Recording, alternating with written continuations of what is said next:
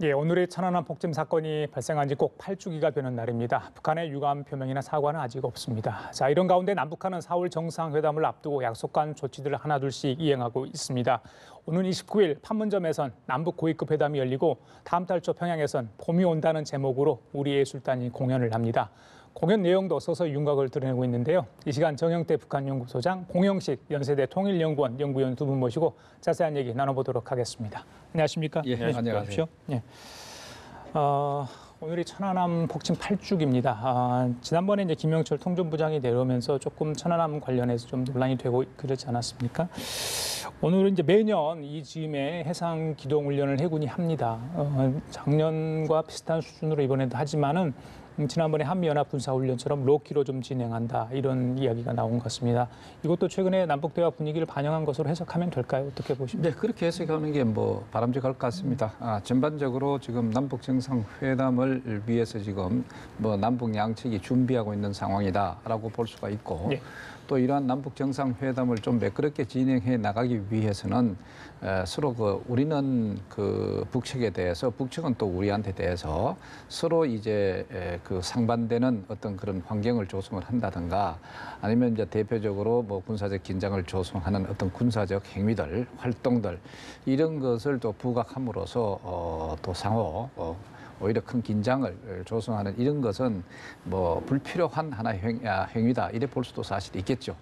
그렇지만 이러한 우리 한국에 있어서는 이번에 천안함 폭침 그 8주기 행사라든가 이런 차원에 있어서 우리가 해군 군 관련 행사 자체는 그것을 포기하는 것이 아니라 사실 역대 대화 기간 때 같았으면은 오히려 뭐 포기한다든가 연기한다든가 이런 게 있었을 테인데 그래도 그 문재인 정부 들어와서는 이런 것은 연기하거나 그런 것이라기보다는 그대로 진행하되 예. 그렇지만 상대적으로 좀 로키로 이래 하면서 이 남북 정상회담 환경을 해치지 않으려고 하는 나름대로의 그 판단이 아니냐 이래 볼 수가 사실 있겠죠.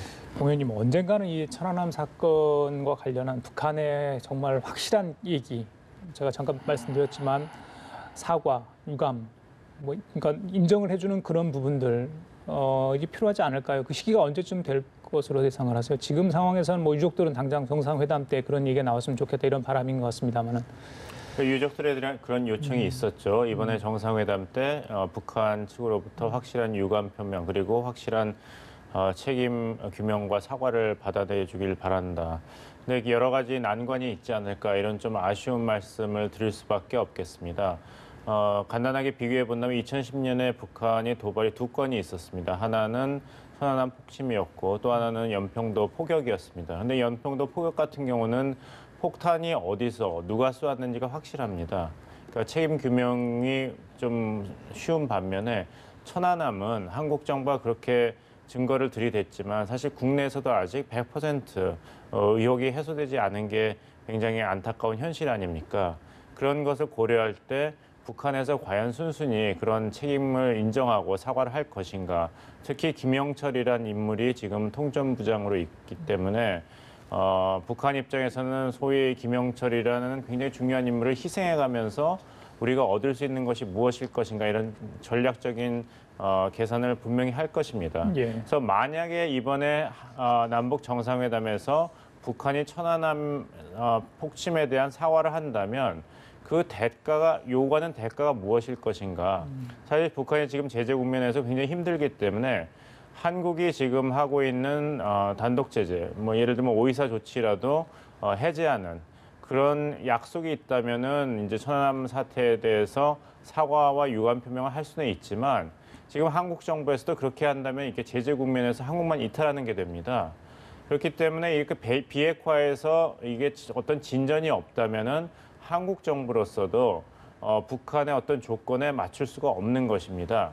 제가 뭐 약속이 이 사과와 유감 표명이 꼭 이렇게 어떤 협상의 대상이 된다는 뜻으로 말씀드린 거 아닙니다. 하지만 북에서 그런 요구를 해왔을 때 한국 정부가 움직일 수 있는 그런 여지가 적다는 것을 고려해 본다면 아직도 갈 길이 멀지 않은가 생각합니다. 그래요. 유족들의 아픔을 한번 좀 생각해보자는 주제에서 제가 질문을 드렸고요. 네. 그럼에도 불구하고 남북 간의 대화의 수레바퀴는 계속 돌고 있습니다. 이제 우리 예술단 평양공연을 앞두고 사전 점검단이 다녀오지 않았습니까? 네. 뭐 잘 협의가 된 것 같아요. 지금 이제 출연할 가수들의 어떤 선곡도 좀 대충 마무리됐고, 그다음에 협의안을 언제 할지 그 부분도 좀 논의가 된 것 같고요. 이게 순조롭게 되고 있는 것 같은데 전반적으로 어떻게 보십니까? 이게 뭐 전반적으로 순조롭다고 봐야 되겠죠. 이것은 아마도 이제 북한이 사실은 그 예술단 공연을 교류하는데 상당한 그 정책적 우선권을 갖고 있다. 자, 우선적인 어떤 그런 판단을 갖고 있다. 이렇게 얘기를 할 수 있을 것 같아요. 그것은 이제 이러한 그 비정치 경제적인 어떤 교류를 통해 가지고 그래도 이제까지 남북한 관계에 있어서 그 막혔던 것을 일단 뚫고 예. 또 그리고 남북한의 어떤 그 같은 민족, 우리 민족끼리 뭔가 공조를 해서 또 문제를 우리 민족끼리 풀어나간다라고 하는 이 분위기를 만들기 위해서도 이러한 비정치적인 교류 협력은 상당히 그 필요한 것이 아닌가 볼 수가 있습니다. 이렇게 볼 때 이번에 그 예술단 공연에 있어서 물론 이제 북측에 있어서는 우리 그 가수들 중에 그 여러 가지 이제 북측의 어떤 그런 그 문화 형태라든가 이런 어떤 것보다는 상당히 좀 이제 그 이해하기 힘든 어떤 그런 소위 북측이 말하는 대로 무질서한 어떤 그런 형태, 이러한 어떤 노래라든가 아니면 무용이라든가 이런 것을 보인다 손치더라도 사실 옛날 같았으면 이건 상당히 그 거부를 했을 거예요. 그렇지만 그럼에도 불구하고 북측은 이걸 왜 그러면은 구태여 용인을 할까 하는 데 있어서는 아마도 이런 게 있을 겁니다. 자기들은 상당히 그 질서 있게 이런 거 도덕적으로 상당히 그것을 귀중하게 여기면서 저희들은 해 나가는데 남측은 그래도 좀 무질서하고 그리고 이게 국가적 차원에 있어서 어떤 그 도덕적인 견지라든가 이런 것들도 상당히 유지가 되지 않고 좀 혼란한 그런 사회가 아니냐 하는 것도 이제 부각하기 위한 하나의 방편으로서도 우리의 어떤 그런 그 예술단 공연 이런 것들을 비교적 쉽게 받아들이는 그런 측면이 사실 있고요. 그다음 마지막으로 얘기 드릴 수가 있는 것은 그래도 그런 좀 좋지 않은 영향이 미친다 손 치더라도 부정적인 영향을 미친다 치더라도 그것보다는 그래도 우리 민족이라는 어떤 공조 이 분위기를 자아내는데 필요하다고 한다면은 뭐 그런 것 정도는 수용할 수 있다 이런 분위기인 것 같아요. 그래요. 그 가수들의 공연 목록 그러니까 선곡 내용을 보면 뭐 북한에서도 꽤 인기가 있고 이전에 북한 주민들을 좋아했던 내용도 많이 담긴 것 같습니다. 특히 주목되는 게 이 싸이의 합류를 논의 중인데 현송월 단장이 조금 난색을 표명했다고 그래요. 왜 그랬을까요? 싸이에 관련해서 좀 혹시 보면 제가 아는 바는 없고 아무래도 그 뭐 섭외 문제가 있었을 수도 있고 제가 드릴 수 있는 말씀은 제가 이제 미국에서 교수를 할 때 한 가지 느낀 건 뭐냐면은 북한에 대한 이미지가 굉장히 안 좋습니다. 그냥 한반도 정세를 잘 모르는 미국 일반 시민들 사이에서는. 그래서 이제 아버지 김정일 위원장 때부터 북한 지도자들을 굉장히 이렇게 우습게 코미디 소재로 삼는다든지 아니면 악의 세력으로 이제 만드는 영화라든지 그런 텔레비 프로그램이 많았습니다.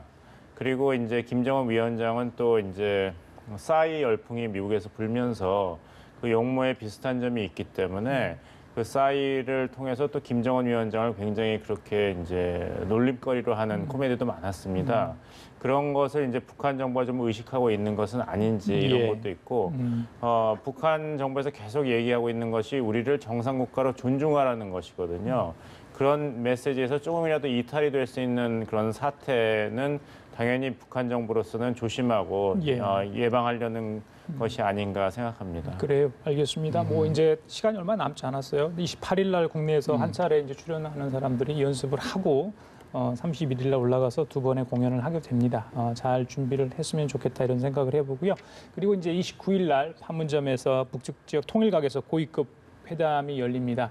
4월 남북 정상회담을 위한 고위급 접촉 아니겠습니까? 오랜만에 사실 또 만나는 건데 공식적으로는요, 그렇죠? 네. 지난번에 청와대에서는 그 회담 날짜에 대해서 우리들은 안이 있는데 지금 공개하는 것은 적절하지 않다 이렇게 했거든요. 그러니까 날짜를 확실하게 좀 정할 수 있을지 물론 장소에 얘기됐기 때문에 지금 뭐 그 장소는 지금 공사 중이라고 그런 얘기도 들리던데 전반적으로 이제 논의될 의제들은 어떤 게 있을까요? 뭐 가장 그 중요한 것은 남북 정상회담을 언제 하느냐, 날짜 정하는 그것이 사실 중요하겠고, 그 다음에 이어서 그 정상회담에 있어서 그 의제를 뭘 할 것인가 하는 것도 가장 중요한 것으로 일단 볼 수가 있습니다. 자, 그렇다면은 지금 그럼에도 불구하고 북한은 그 남북 정상회담 일정을 또 일자 자체도 좀 그 모호하게 만들려고 하는 그런 측면이 있지 않겠느냐. 뭐 이렇게 본다면은 이번 그 고위급 회담에서도 정확한 날짜를 또 정하지 못할 수도 사실 있습니다. 예. 그리고 또 또 의제도 그렇습니다. 사실은 그 북한이 정상회담을 할 때 우리가 의제를 뭘 하자 그러면 절대로 잘 하지 않습니다. 그건 항상 거기 가서 일방적인 어떤 그런 뭐 김정일이면 김정일, 김정은부터 김정은 그 자체의 어떤 그런 그 던져놓고 그리고 우리가 또 질문을 한다든가 또 아니면은 거기에 답변을 하고 아니면 일방적으로 자기들이 내놓는 형태로 그게 정상회담이 많이 진행돼 왔다. 이제까지 진행을 볼 수가 있습니다. 그렇기 때문에 의제조차도 상당히 그 난관을 거칠 가능성이 굉장히 있다. 이래 볼 수가 사실 있죠. 뭐 그럼에도 불구하고 우리 정부는 특히 그 한반도 비핵화라고 일단은 뭐 화두를 던져놨으니까 이 북한의 비핵화 문제, 이 원칙적인 것을 어떻게 조율해가지고 남북한에 논의를 할 것인가. 지금 김정은 위원장이 그 부분에 대해서 고민을 좀 하겠죠. 그렇겠죠. 어느 거기에 수준에서 대해서 이야기를 이제 할지. 예. 그렇죠. 그건 이제 그런데 그 역시 그 고위급 회담에도 지난번 우리 특사단이 가서 들은 그 얘기에서 그렇게 나가지는 못할 겁니다. 상당히 그 원칙적인 차원에서 일단 그 이쪽에 그 발표를 할 것 같고 그러나 이제 전반적으로 그럼에도 불구하고 우리 정부는 그 북한의 비핵화 이 문제 해결이 가장 중요하다 하는 것을 우리가 제시를 할 수 있을 것 같고 그다음에 이어서 남북한의 군사적 긴장 조성이라든가 이런 것을 최소화시켜서 한반도 평화 정착을 하는데 어떻게 할 것인가. 그다음에 마지막으로 가서 우리가 또 비정치 군사적인 차원에서 뭐 경제적 교류든 또 사회문화 교류든 이런 것을 어떻게 또 활성화시킬 것인가 하는 데 대해서 그래도 원론적인 차원에서나마 뭔가 결정을 할 가능성은 어느 정도 있다 이래 볼 수가 있습니다. 봉 의원님께는 이거 좀 질문 좀 드릴게요. 그 북한이 이제 남북 군사 훈련에 대해서는 좀 아직까지 침묵을 하고 있습니다. 그러니까 그 이유는 좀 알겠어요, 어느 정도. 그런데 최근에 이제 우리 정부에서 도입하기로 한 타우루스 있지 않습니까? 정밀 타격 무기 아닌가요? 그걸 도입하기로 했는데 굉장히 연일 이거 북한 매체들이 강하게 비난을 하고 있는데 그 도입한다는 건 이미 좀 알려진 내용이거든요. 근데 최근에 이렇게 강하게 나온 이유는 어디 있다고 보면 될까요? 아무래도 그 소위 정권 참수 작전에 대한 그런 걱정과 그 공포를 반영한 것으로 보입니다. 뭐 강력하게 항의를 한다고 말씀하셨지만 뭐 정부 차원의 공식 항의는 아니고 그렇죠. 그 개인 주필 명의로 했기 때문에 한반도에서 이제 그 긴장 완화와 대화 분위기를 계속 유지하는 데는 북한도 같은 입장을 가지고 있지만 그래도 할 이야기는 해야겠다 이런 자세를 취한 것으로 보입니다. 이 타우루스 미사일이 지금 90발이 이제 도입이 되죠. 근데 이것이 공대지 위에서 아래로 쏘는 미사일이고 500km 밖에서 쏜다고 해도 이것이 레이더에 포착되지 않고 그 오차 범위가 3m 안으로 굉장히 명중률이 높은 그런 벙커버스터입니다. 그러니까 일단 뚫고 들어가서 안에서 터지게 되기 때문에 북한 지도부로서는 굉장히 두려워할 수 있는 그런 무기 체계이고 또 한국이 F-35A 미사일을 40기 또 도입했지 않습니까? 이것도 스텔스 기능이 있기 때문에 북한으로서는 가장 두려워하는 이 북한 영공 내 레이더에 포착되지 않고 한국이 또는 미국이 어떤 그 자유로운 군사 행동을 할 수 있다는 것. 여기에 대해서는 뭐 아무래도 심각한 우려를 표명할 수밖에 없겠죠. 거기에서 좀 하나 더 첨언을 한다면은 이번에 북한이 서서히 우리의 그 공격적인 군사 무력 증강 여기에 대해서 상당히 그 신경을 쓰고 있다.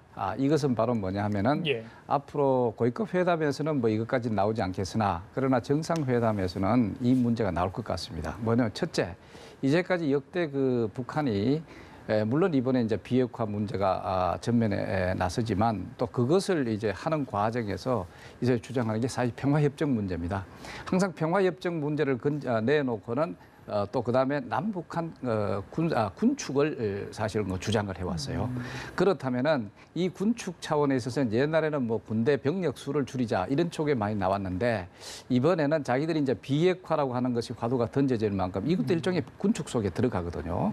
자, 그럼 여기에 더해 가지고 자기들의 우리가 상하는 조치를 취해라라고 하는 것이 바로 예. 이 공격적인 어떤 타우루스라든가 이 스텔스 무기에 해당되는 이러한 것을 정강하는 데 대해서 이것을 어떻게 차단하려고 하는 그게 중요한 그 요소가 되지 않겠느냐. 이러한 사전 환경 조성을 위해서 서서히 그 선전선동 활동을 지금 하고 있는 것이 아닌가. 소위 자기들이 이제 정상회담에서 내놓을 그런 의제를 예. 지금 서서히 그 분위기를 만든다. 이렇게 볼 수도 있겠죠. 그 군축 얘기하시고 무기 이야기하니까 존 볼턴 백악관 한번 보자고 한 이야기하고 자연스럽게 넘어갈 수 있을 것 같아요. 선제 공격 이야기도 많이 했던 분이고요. 자, 지금 안보보좌관으로 내정되다 보니까 지금 미국의 외교안보 라인이 완전히 뭐 매파로 바뀌었기 때문에 좀 시끌시끌한 것 같습니다. 뭐 추가 인사설도 있고요. 글쎄요, 이게 이제 과연 북미 관계의 영향, 또 남북 관계의 영향이 어떻게 줄 것인지 단언하기 힘든데 미국 내 언론들의 평가는 좀 많이 좀 갈리고 있는 것 같아요. 또 정파에 따라서 또 갈리고 있고요. 봉 의원께서 누구보다 잘 아실 텐데 어떻게 보십니까? 매파에서 이제 슈퍼 매파로 이제 된 것이죠. 존 볼튼 국무부에서 차관을 할 때 이제 그 군비 통제 그리고 국제 안보 담당을 했기 때문에 한반도 문제의 어떤 특수성, 역사성을 그다지 고려하지 않고 기능적인 면에서 볼 것입니다. 그래서 만약에 이제 존 볼튼 새 안보 보좌관의 이야기를 트럼프 대통령이 듣는다면은 예. 이것은 북미 대화가 아니라 그냥 단판도 일방적으로 이렇게 해라. 리비아식 해법을 강요할 자리가 될 가능성이 높습니다. 그렇기 때문에 이번에 북한의 1.5 트랙 대화에 참가했던 인사들도 한국이 좀 말려달라, 한국이 좀 역할을 해달라는 메시지까지 전한 것으로 보도되고 있습니다. 예. 존 볼튼 이제 이번 내정자가 국무부에 있을 때 그 뉴욕타임즈 기자가 북한 문제를 어떻게 해결해야 되는가 했을 때 그 자기 서재에서 책을 꺼내서 이제 이게 우리의 정책이다 그랬거든요. 그 책이 이제 니콜라스 에버스타트 미국 경제연구소 연구원이 쓴 책인데 제목이 End of North Korea, 북한의 종말이었습니다. 그러니까 이제 네오콘으로서 이제 북한에서 군사적인 해법을 주저하지 않는 인물로 보시면 되겠고, 그렇지만 네오콘과 틀린 건 뭐냐면 한반도에서의 이제 미국이 지향하는 인권이라든지 민주화 여기에는 관심이 없는 사람입니다. 그래서 이라크 전쟁이 실수였다는 얘기를 10년 전 파이낸셜 타임즈 인터뷰에서 얘기를 했거든요. 그때 우리는 사담 후세인만 제거하고 핵무기 대량 살상 무기만 제거하고는 그냥 나왔어야 된다. 그래서 이제 많은 사람들이 그래도 미국 정부가 북한의 비핵화를 실현한 다음에도 한미 동맹을 유지해야 되고 또 북한에서 어떤 경제적인 번영이라든지 안정화, 민주화에 미국이 기여하지 않을까 하는데 예. 만약 존 볼튼식의 사고가 트럼프 행정부의 대북 정책이 된다면 그냥 비핵화란 목적으로 파괴를 한 다음에는 한국이 알아서 해라, 중국이 알아서 해라 이러는 미국 우선주의 정책이 되지 않을까 우려가 됩니다. 그때 이런 이야기도 2007년도 한국에 와서 동아일보와 인터뷰에서 얘기를 했죠. 결국에는 통일 한국이 가져올 밝은 미래와 비교할 때 북한 체제 붕괴가 가져올 단기적인 혼란은 그 실수다. 나중에 장기적인 이익을 봐야 된다 하기 때문에 우려할 사항이 많습니다. 그래요. 어떤 것 간에 뭐 중요한 위치를 찾아오기 때문에 볼턴의 언행들은 저희도 좀 관심을 갖고 지켜봐야 될 것 같습니다. 자, 지금까지 정영태 북한연구소장, 봉영식 연세대 통일연구원 연구위원과 함께 얘기 나눠봤습니다. 말씀 감사합니다. 네. 감사합니다.